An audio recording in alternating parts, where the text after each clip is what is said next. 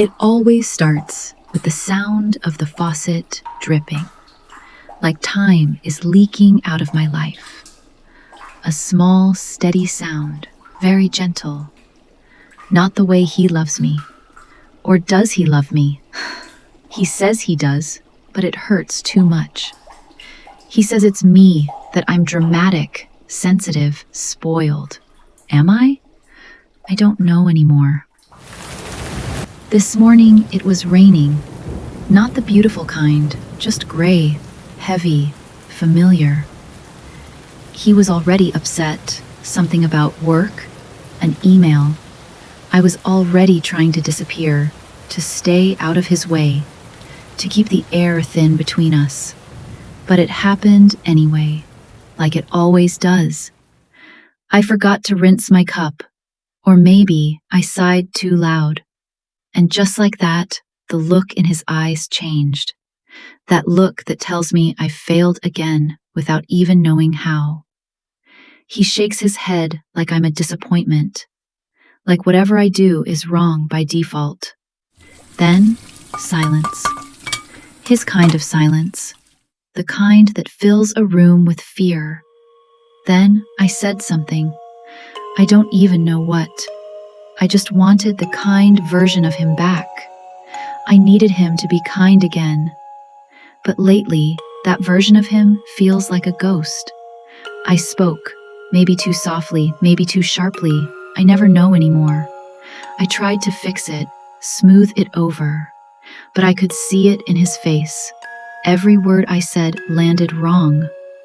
Like I was speaking a language he had already decided not to hear. I didn't believe my own words anymore. I just say anything to make him happy. Anything, and nothing worked. Nothing works anymore. He said it's not about the cup. He said, you know it's not about the cup. Come on, I thought you were smarter than that. Apparently, I was wrong. I was confused. I begged him, what's it about then? Please, tell me. He just shook his head in disappointment. I'm not having this conversation again. What conversation? He always says that.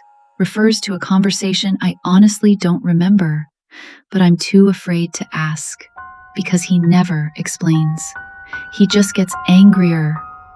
How can I fix something when he won't even tell me what's broken? I didn't know what to do, what to say. I felt helpless, devastated. The weight of the room settled on my chest. I couldn't breathe. And then I felt the heat on my cheeks, the wetness, and I cried. Not because I wanted attention, not because I thought I could win with tears, not because I planned it. I cried because I was tired. Tired of always being the one who bends. Tired of trying to make things better when they never stay better. I cried because whatever I do somehow, I still end up being the problem. I wasn't trying to hurt him. I wasn't trying to prove anything. I was just out of words, out of breath, out of myself. So the tears came, quietly, like they had always known their way down my face. And then he did it. He picked up his phone and took a picture. Click. I looked at him, not shocked, not angry, just hollow. He didn't flinch, didn't comfort me. He just said, so you'll remember how dramatic you get. And in that moment, I thought, am I really that hard to love? Is this what love looks like for people like me? Does he love me? I honestly don't know anymore. Maybe he does. Maybe he's right. He says he's trying to make this work. He says I'm not. He says I'm the problem.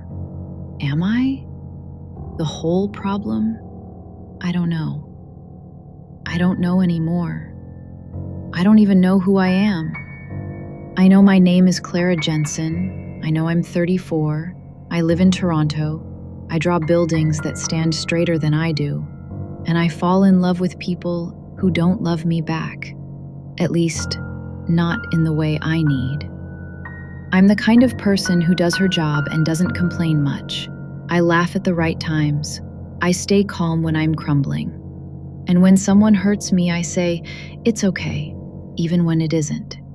So, I did what I always do. I didn't scream. I didn't leave. I just went quiet. Again. Because silence feels safer, or easier, or maybe just less confrontational than asking to be understood, especially for someone like me, someone who gets too emotional and can never beat his logic. And leaving? No, I stayed. Staying feels easier than being alone, or finding someone else, and ending up right here, all over again, a year from now, just with a different face. Because, if it's me, then I'm capable of ruining anything, even this, especially this. No one loved me the way he did, in the beginning. He was the kind of lover any girl dreams of. He showered me with flowers, with gifts, with affection. He was kind, gentle. My God, I was happy. I was the happiest girl on earth. And then it all disappeared. He said, I really loved you, but you ruined it. And I keep thinking, if I destroyed something that beautiful, then maybe I'm unlovable. Maybe I really am the problem. Or am I? Am I the entire problem? Isn't it usually 50-50 or 60-40 or 90-10? They say love shouldn't hurt. But no one talks about the kind of love that confuses you first, the kind that erodes you, question by question. I wish I could say that was the moment I realized I wasn't the problem. I wish I could say I broke his phone, or at least deleted the picture. I wish I could say I walked out, or that he apologized, or that it never happened again. But I didn't, and it did. Because the next time, it wasn't just a photo he took.